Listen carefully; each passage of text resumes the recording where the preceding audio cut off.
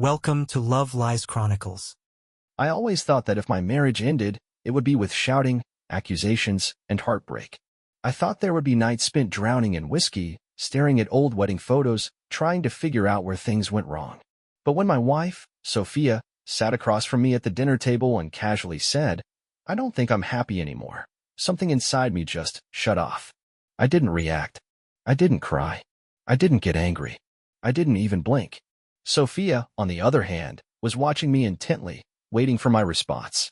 Maybe she expected me to grab her hands, plead with her, promise to do better. Maybe she thought I'd offer grand romantic gestures, swear that we could fix whatever was broken. But I didn't.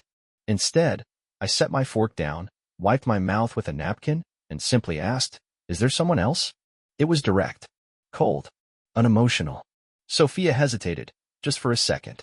A flicker of surprise crossed her face before she quickly masked it with indifference. She let out a small, breathy laugh, shaking her head. "Why would you ask that?" I leaned back in my chair. "Because this isn't coming out of nowhere." She bit her lip, pushing her plate away as if she had suddenly lost her appetite. Then, with an almost smug tilt of her head, she said, I don't think we're right for each other anymore." I nodded slowly, thinking. I knew that was a lie. This wasn't about not being right for each other. This was about her already having one foot out the door. I could see it now, the night she came home later than usual, the sudden interest in going to the gym, the fact that she always kept her phone face down when we sat on the couch together. Maybe there was someone else. Maybe there wasn't. But I had my answer. She was done. But the real surprise? So was I. Sophia waited, clearly expecting something. A protest. A tearful declaration. Maybe even a fight. Instead, I stood up, picked up our dinner plates, and carried them to the sink. "All right," I said simply. Sophia blinked. "What?" I turned on the faucet, rinsing off the plates. "All right," I repeated, my voice as calm as ever. "You want to leave? Then leave." That's when she frowned. This wasn't the reaction she had prepared for. She had probably rehearsed this moment in her head 100 times, imagining the scene, my desperation, my pleas, the guilt trip she would have to endure before finally choosing herself and walking away. But instead, I was making it easy for her. I could practically see the wheels turning in her head. Wait, why isn't he fighting for me? She shifted in her seat, her bravado faltering. I don't want to just throw everything away. We've been together for so long. So now she wanted to play it cautiously, keep her options open. I turned off the sink and faced her, drying my hands with a towel. "You've already thrown it away, Sophia." She inhaled sharply, caught off guard. "That's not fair." I gave her a small, humorless smile. "Fair? You came into this conversation with a decision already made. I'm just respecting it." She pressed her lips together, as if she wasn't sure how to respond. "I didn't say I was leaving right this second. There it is." She wanted time. A transition. Maybe a few weeks or months where she could test the waters with whoever she had lined up before fully committing to leaving. That wasn't going to happen. I walked past her toward the bedroom. She didn't follow at first, but curiosity, or concern, got the better of her. "Where are you going?" she asked cautiously. I didn't answer. I stepped into our closet, pulled out a large suitcase, and set it on the bed. When she finally peeked in, her eyes widened. "What are you doing?" I started grabbing her clothes and neatly folding them into the suitcase. "Helping you pack." She froze. For a moment, all the false confidence drained from her face. She hadn't expected this. She thought I'd beg. She thought I'd be devastated. She thought she'd get to be the one in control. Instead, I was handing her an exit. No drama. No bargaining. Just a clean break. Her throat bobbed as she swallowed. "Ethan, let's just talk about this first." I met her gaze. "What is there to talk about?" She looked down at the suitcase, clearly thrown off by how fast this was happening. I don't want to rush anything." Of course she didn't. She wanted time to gauge her options, to see if leaving me was really worth it before making it permanent. She wanted to dangle the possibility of reconciliation while testing the waters elsewhere. I wasn't going to let her. I finished packing half the suitcase and zipped it up halfway before glancing at her. "I'll sleep in the guest room tonight. Take as much time as you need to pack the rest." Her lips parted slightly, as if she wanted to say something, but she didn't. I grabbed my pillow from the bed, walked past her, and closed the guest room door behind me. For the first time in years, I felt weightless. I didn't have to fight for someone who didn't want me. I didn't have to waste my energy proving my worth. I was free. And Sophia? She was about to regret every single choice she just made. I sat in the dimly lit guest room that night, staring at the ceiling, waiting for the familiar wave of pain to hit me. But it never came. I expected the usual heartbreak, the crushing weight of knowing my marriage was over, the sting of rejection, the desperate need to hold on to the life I had built with Sophia. But instead, I felt clarity. For the first time in years, everything made sense. Sophia's words, her hesitation, her attempt to keep her options open, it was all so predictable. It wasn't that she suddenly fell out of love with me. It wasn't that she just woke up one morning and decided she wanted something new. No, this had been happening for a long time. I just refused to see it. Looking back, I should have noticed the slow unraveling of our marriage. The red flags had been there for months, maybe even years. It started small. Little shifts in her behavior that didn't seem like much at the time. She used to light up when I walked into her room. Her eyes would soften, and she'd greet me with a kiss, even if she was busy. But somewhere along the way, that stopped. Our interactions became transactions, quick hellos, a distracted peck on the cheek, rushed conversations that felt more like routine than affection. Then came the phone habits. Sophia had always been glued to her phone, but at some point, it became different. She started angling the screen away from me, keeping it face down whenever we sat on the couch.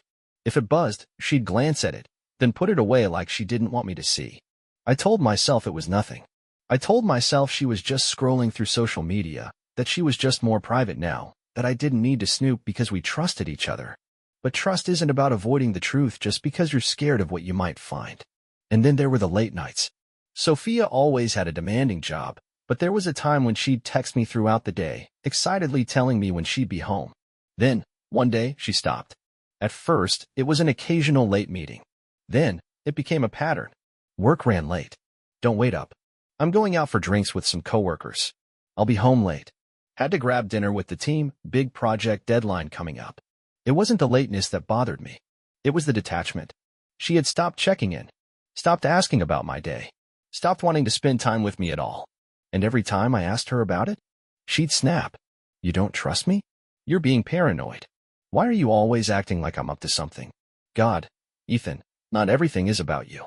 At the time, I thought maybe I was overreacting. Maybe she was just stressed.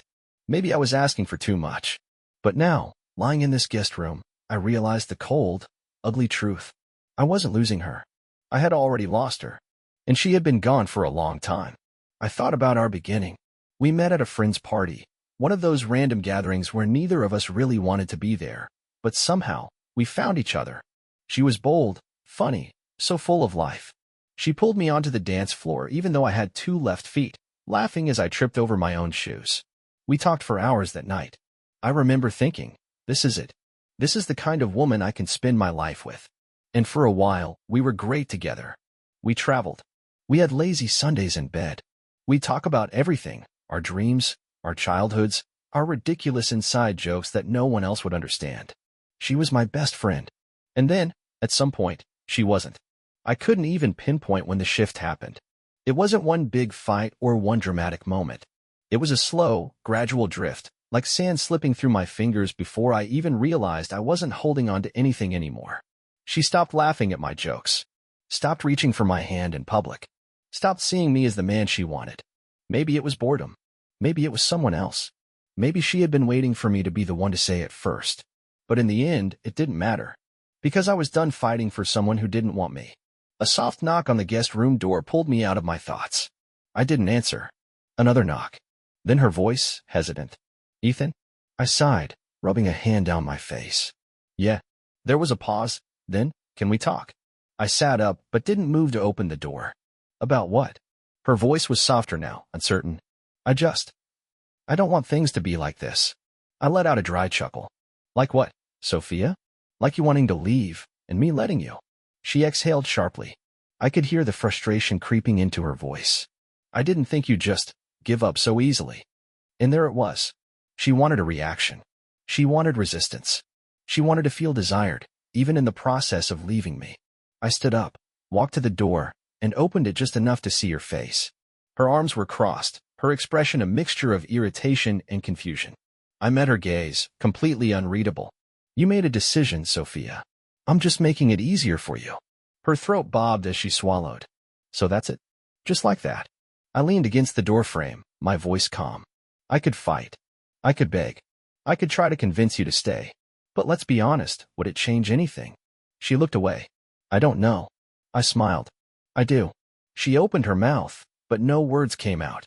For the first time, she wasn't in control. And I could see the first hints of regret flicker across her face. But it was too late. I gave her an easy exit. And now? She'd have to live with that choice. The next morning, I woke up early.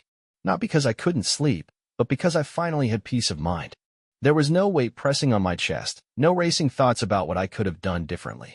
I didn't have to wake up next to someone whose mind was already somewhere else.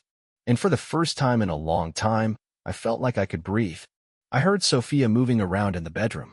The sound of drawers opening and closing. The shuffle of clothes being folded, then tossed into the suitcase. She wasn't being careful or deliberate, she was moving with frustration. I didn't check on her. I didn't ask if she needed help. She made her decision. I was just giving her what she wanted.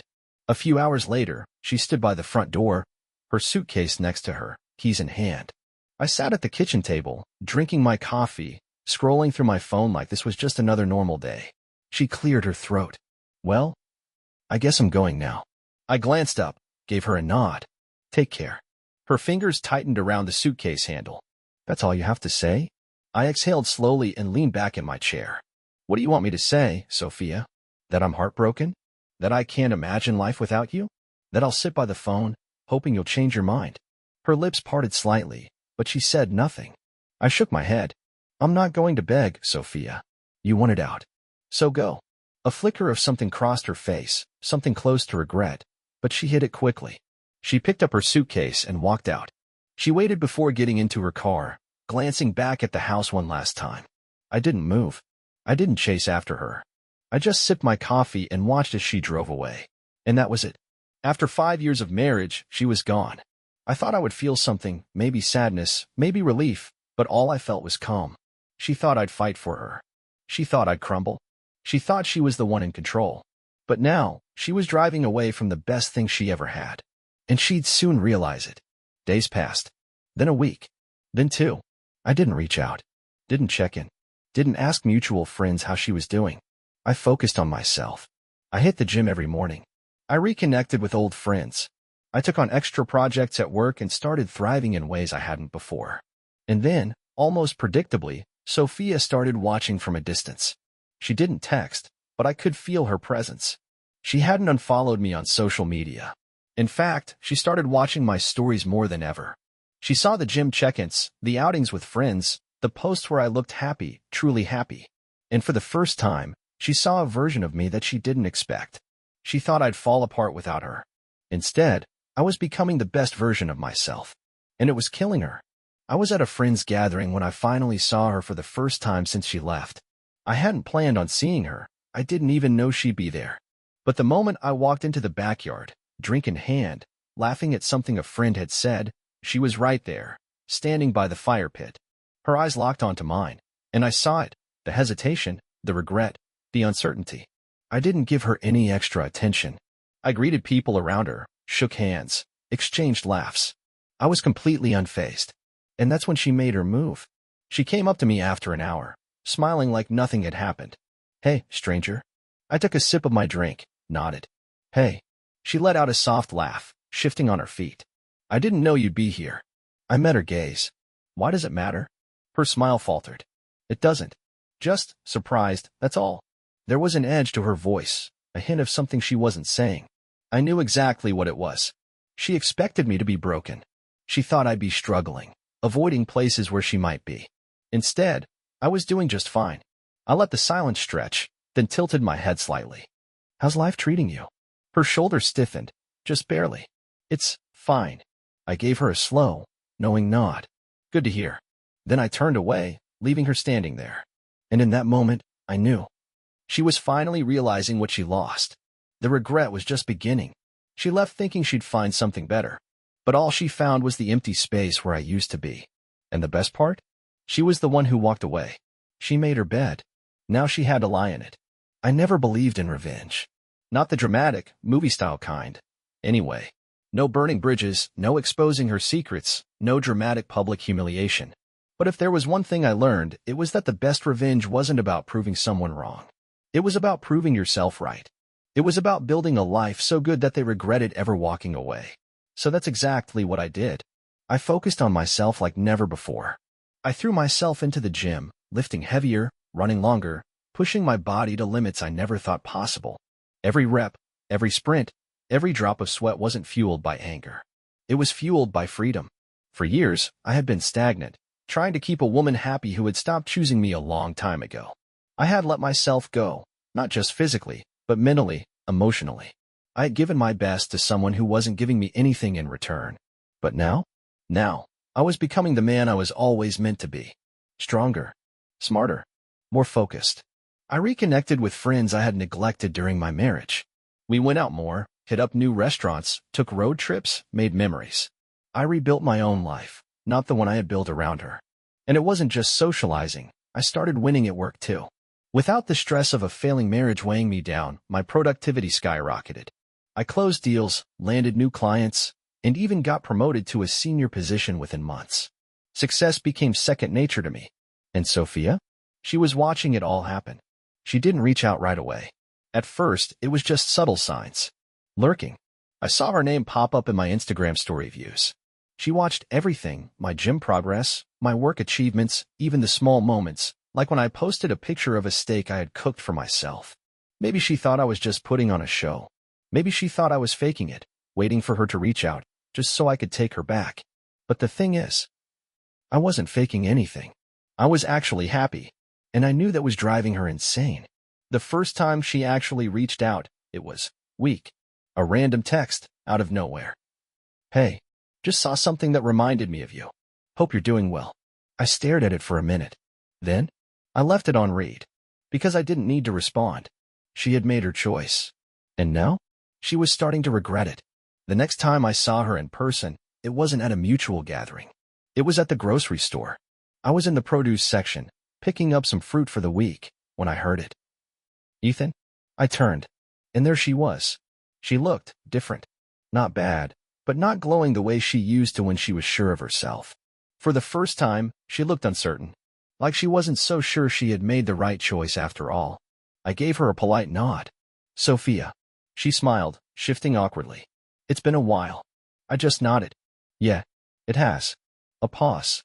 She glanced down at my cart, her eyes landing on the fresh produce, the protein shakes, the clean diet that showed I was taking care of myself.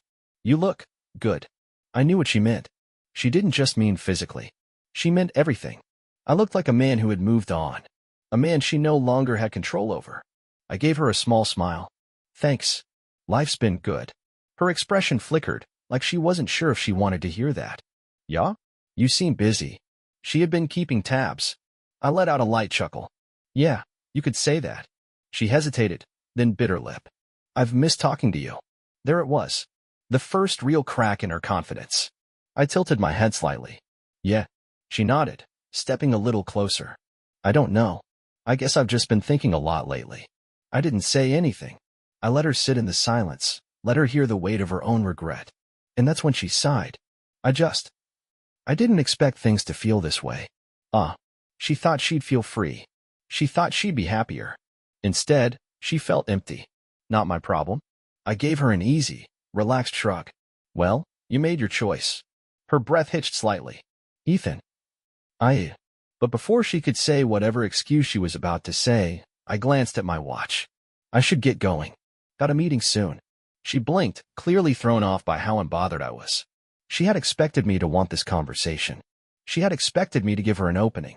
Instead, I was treating her like a stranger I used to know. She let out a slow exhale, forcing a smile. Right. Of course. Well, it was good seeing you. I nodded, giving her a polite but detached look. You too, Sophia. Take care. And with that, I walked away. I could feel her staring after me, standing frozen in the middle of the grocery store, probably realizing that for the first time ever, she no longer had power over me. She walked away from something real, something stable, something that no other man would ever give her the same way. And now, she was starting to understand that. But the thing is, I had already moved on. It started as subtle signs. The way she kept watching my social media, the random, hey, have you been? texts that I left on read, the casual run-ins that I knew weren't coincidences. Sophia wasn't just lurking anymore. She was testing the waters, trying to gauge if there was still an opening for her to come back. But the problem was I had closed the door a long time ago. The breaking point came on a Friday night. I had just gotten home from a business dinner when my phone buzzed with a call. I almost ignored it, assuming it was a friend, but then I saw the name. Sophia. I let it ring for a second, debating whether I should pick up. Then, out of curiosity more than anything else, I answered. Hello. There was silence for a beat. Then, a soft exhale. Ethan. Her voice was different this time. Not casual. Not calculated. Raw. A little broken. Desperate. I stayed quiet, waiting for her to talk first. I know I probably shouldn't be calling you, she finally said, her voice hesitant. But I needed to talk to you. I ran a hand through my hair, exhaling. Sophia, what do you want? She let out a nervous chuckle. I don't even know where to start. I leaned back on my couch, staring at the ceiling. Try the beginning. She was quiet for a moment. Then, she inhaled sharply. I made a mistake, Ethan. I let the words settle between us, unfazed. Yeah? Which part? She sighed. All of it. Leaving you. Thinking I wanted something else. Thinking I'd be happier without you. Her words carried weight. The weight of months of regret. I didn't respond. I didn't need to. She kept going, her voice cracking slightly. I thought I wanted freedom. I thought I wanted something different. But after I left, I realized none of it mattered. Not the new apartment, not the so-called exciting life I thought I wanted. Because I had everything I needed when I was with you. Her confession would have shattered me once. Months ago, I would have held on to every word, hoping for a second chance. But now? Now, it didn't affect me at all. I had outgrown her. She sniffled softly, her voice barely above a whisper. I miss you, Ethan. I rubbed my temple. No, Sophia. You miss the comfort. You miss knowing I was always there for you. But you don't miss me. If you did, you never would have left. Her breath hitched. I was stupid. I let out a humorless laugh. That's one way to put it. Another beat of silence. Then, she whispered, is there any chance at all for us? I closed my eyes for a second, letting her words sink in. And then, I finally said what I knew she needed to hear. I gave you an easy exit, Sophia. And you took it. A pause. Then, I delivered the final blow. I'm not the kind of man you get to choose twice. She let out a shaky breath, like she had been punched in the gut. For the first time, she fully realized what she had done. She had gambled with something real. And she lost. I could hear her trying to keep it together, trying to find the right words to fix something that couldn't be fixed. But I was done. I had nothing left to give her. So I ended it with the only thing left to say. Take care, Sophia. And then, I hung up. I sat there for a while, staring at my phone, waiting to feel something. A pang of sadness. A hint of nostalgia. But there was nothing. No anger. No pain. No longing. Just peace. Because the moment I hung up, I knew. I had won. Not because I got revenge.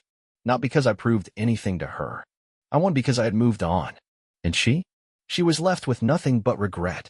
And that was her real punishment.